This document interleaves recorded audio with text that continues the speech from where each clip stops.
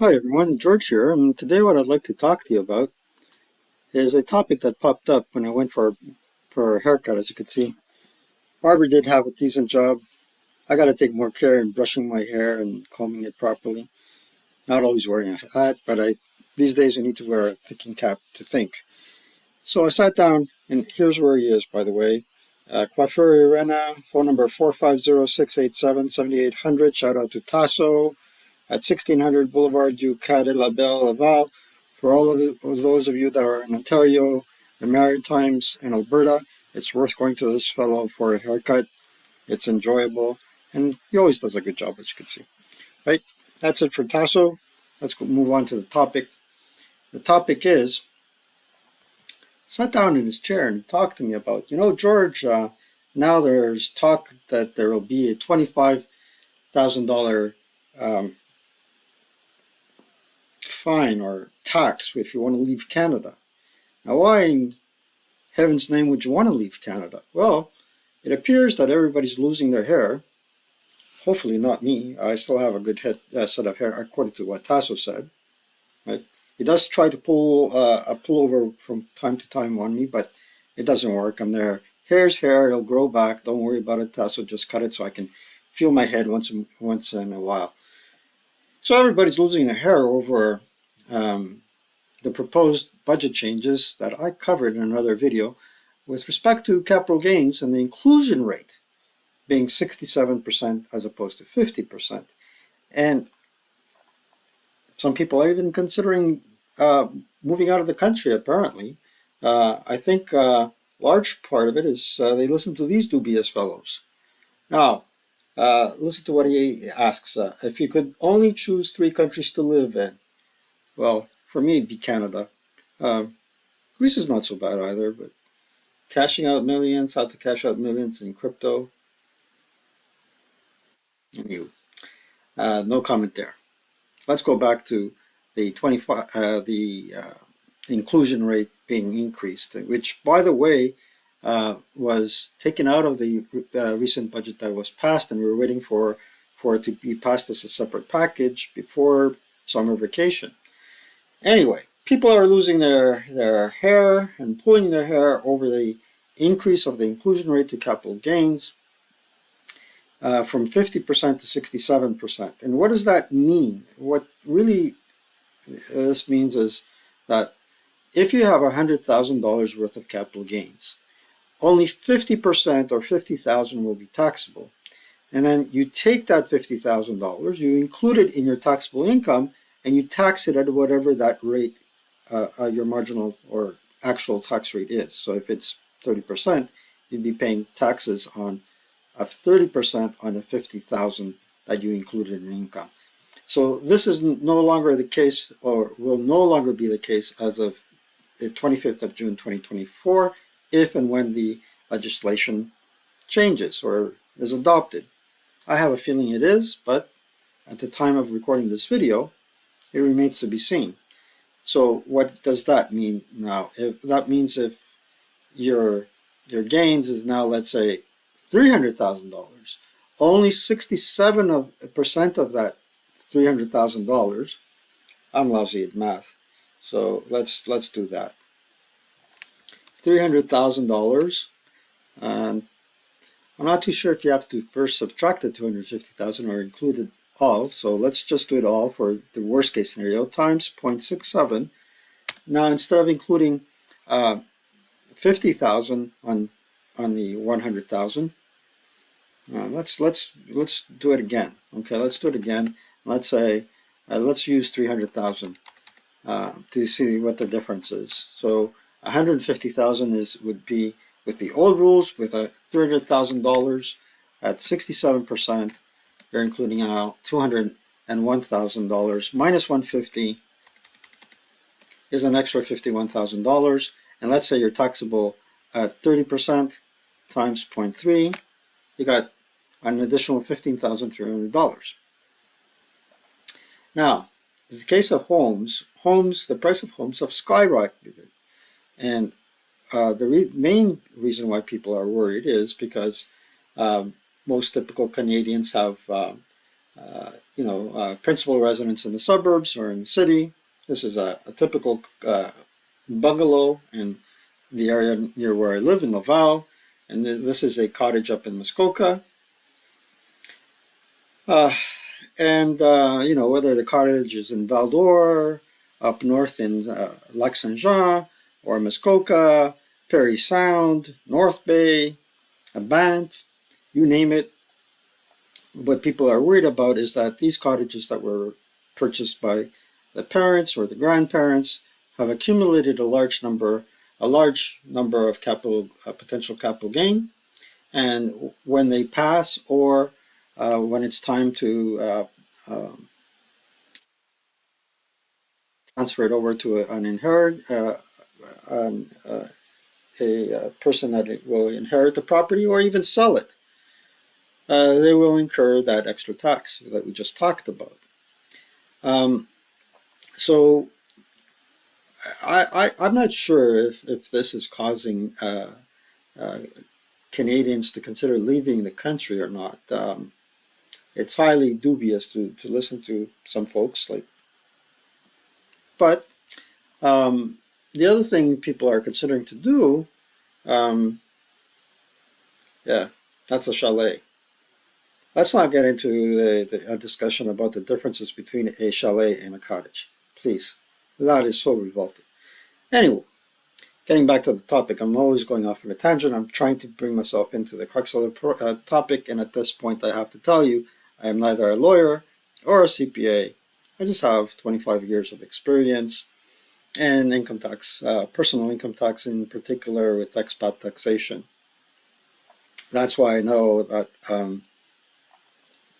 advice to leave the country cannot be taken lightly. And when I was in practice with a couple of the big four accounting firms, there was a whole team of people taking care of any person that was going on a foreign assignment, including actuaries, lawyers, and HR and CPAs.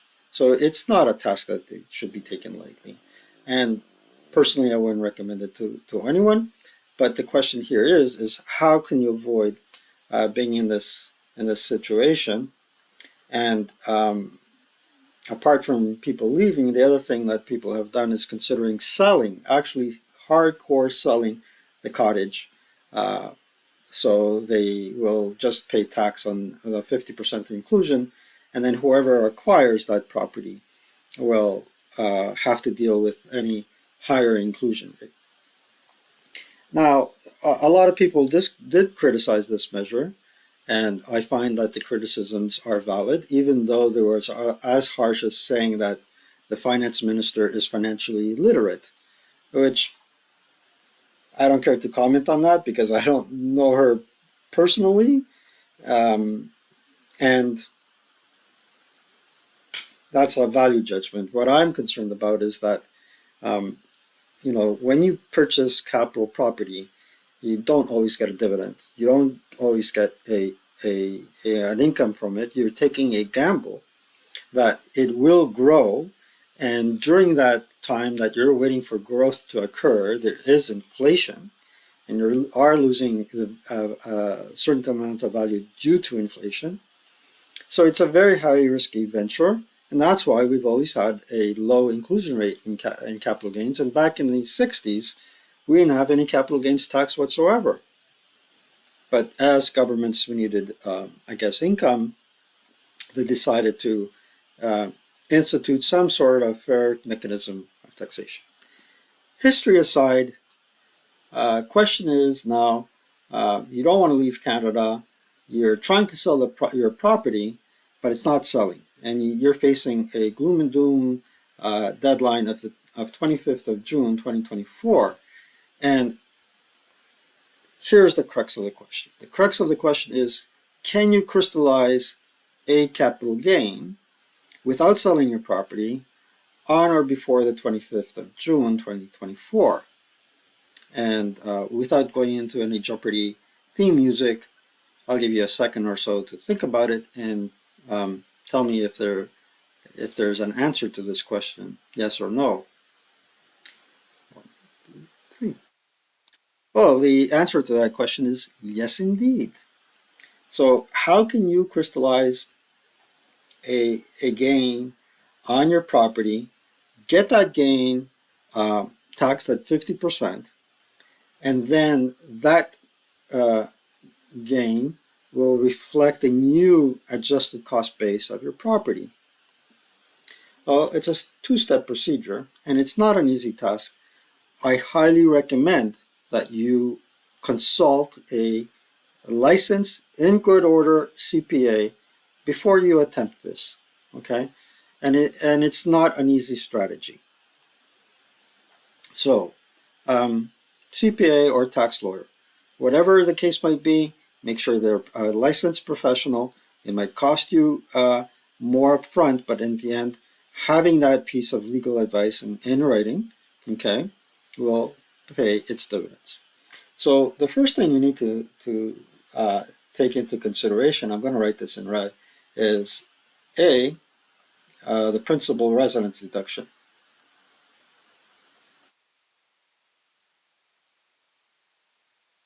Principal, I'll put it as a PAL. I don't know. I may have misspelled that. Principal residence deduction.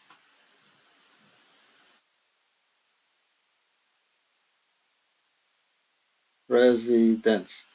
Oh well, getting really bad in spelling. Deduction. The reason why you want to do this is that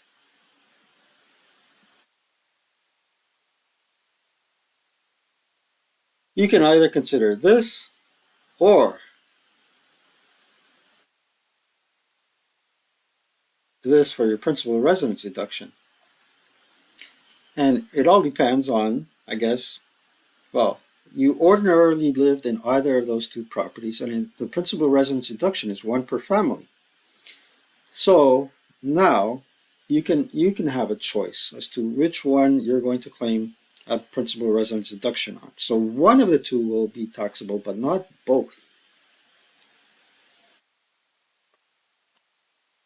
Once you determine that, and you've guessed that you want to claim the principal residence deduction on your home in the city or in the town, and this one will be subject to tax.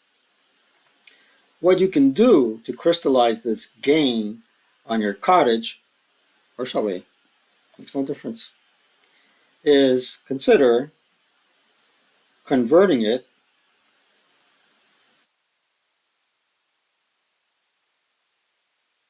convert to business use.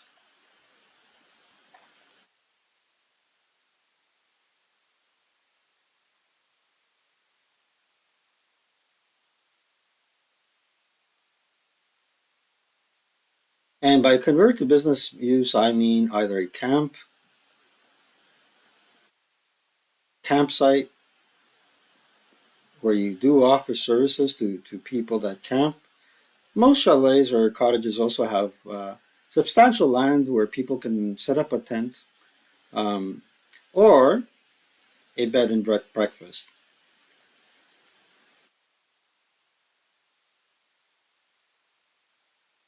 And there's a lot of bed and breakfasts around.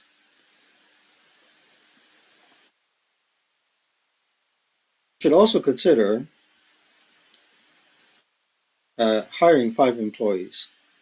Now, the 5 employees can be caretakers, grounds caretakers, people that maintain the home inside and out, cooks, security, and even an accountant that does certain accounting for you and whatnot. Um, Pretty easy to find 5 folks that you can give them an employment.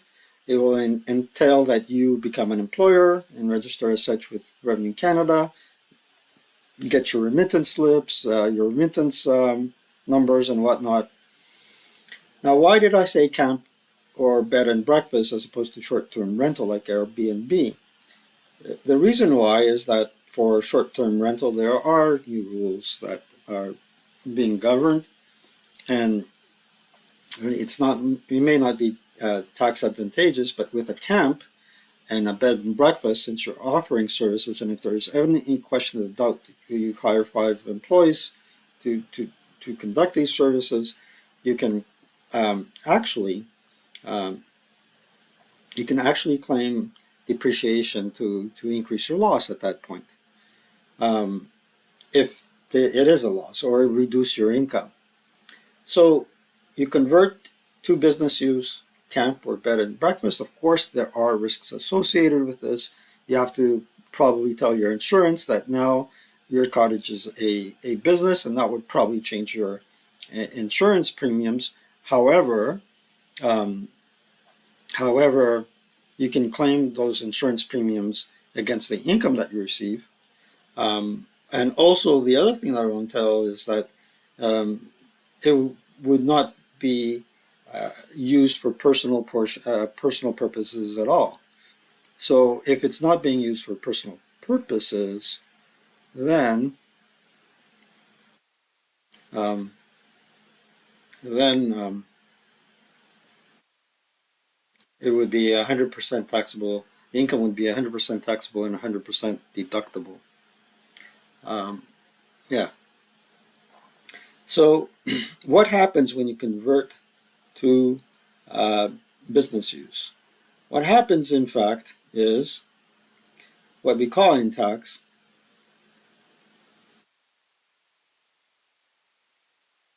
Give me a second so I can clean up the board. What we call in tax a deemed disposition.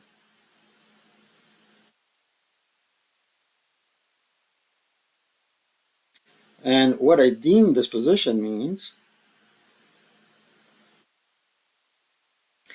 is that although it was not sold in reality, it is considered to have been sold because of change of use. Deemed disposition due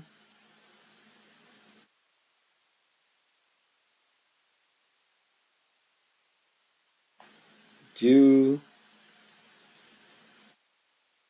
to change. Triangle will designate change like this, delta of bingo. So basically, that's why I stated that. Consider which one will be your principal residence first, because at this point in time, and it has to be done before the 25th of June 2024, if you opt for this strategy after consulting with an accountant, a CPA, or a licensed tax lawyer, is that this will no longer be subject to tax.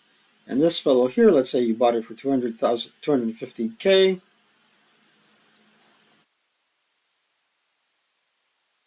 and now it's worth upwards of 880K.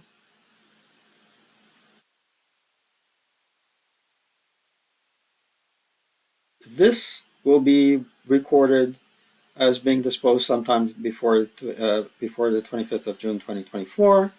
You'll have a capital gain to include at 50%, 880K minus 250.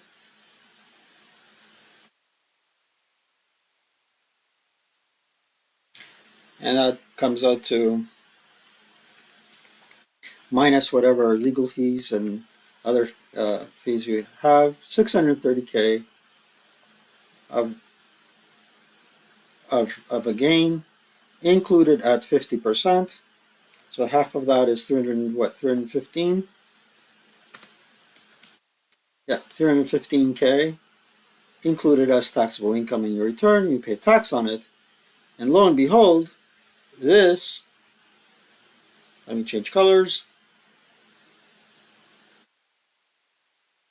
This will be your new this will be your new ACB,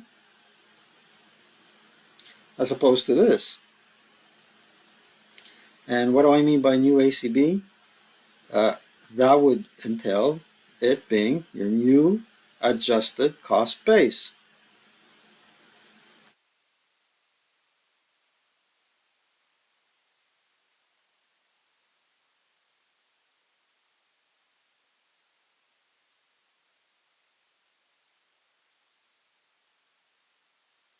One moment. Right.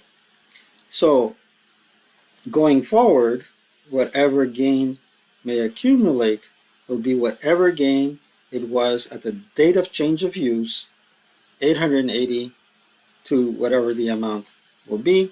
And conversely, for whatever reason, it's also possible that uh, the future value may go down.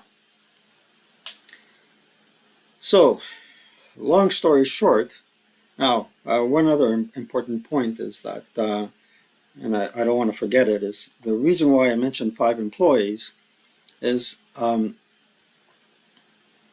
here, for example, if you attempt to incorporate this transaction and put the camp or bed and breakfast in a corporation, you want to avoid becoming or being determined to be a personal service business, because as a personal service business, your deductions are limited. However, the Income Tax Act entails that if you hire 5 full-time employees throughout the tax year, you no longer fall into this trap and you can claim all your deductions. And you have to consider there are costs associated with this strategy. Um, will it will this strategy be more cost effective than just being taxed on the full capital gain, whatever that might be in the future? That's something you can talk about with an accountant. I would highly recommend that the accountant does a 5 year help you do a 5 year business plan. And when I'm talking about an accountant, I'm not talking, some run-of-the-mill fellow or lady or whatever, an individual that does tax returns from their kitchen countertop. I'm talking about a person that's a licensed CPA. You talk to them, you do a 5 year business plan, right? You do your cost projection, your income projection, and then you weigh the benefits, the pros and the cons, and move forward. And that's all there is to it. Now, a couple of things in closing. It seems the strategy, and although I'm not pushing it because I have nothing to gain from it, right? I'm doing this as a hobby, really. I have nothing to gain with it. I'm neither none of those professional designations that I mentioned previously. I don't sell mortgages. I don't sell buildings. I could have been a lot richer if I did, but unfortunately, I didn't. But what's important to note is the reason why I have this knowledge is because we have a clear and transparent tax system, number one. Number two, we also have in Canada the luxury of having, you know, case law and precedents to see if this strategy is valid. You wouldn't have that luxury anywhere else in the world, including, and most importantly, in countries that don't have any taxation whatsoever, right? So when you look at a good place to live, you cannot look at the tax alone. And Canada has the benefit of being a long-standing established legal entity as a country that has an excellent justice system, a system of governance, and the lunacy of having an arbitrary tax for departure is way out of whack. It's way beyond wacko, um, and highly improbable. But going back to this, we have precedent, we have a justice system, we have a clear income tax act, and we have the professionals in Canada that can assist you in making a proper decision. And you won't find that anywhere else in the world. You won't. I'm sure you won't. You know. So, long story short, you don't actually have to sell your property to crystallize a gain if you convert it to a business. And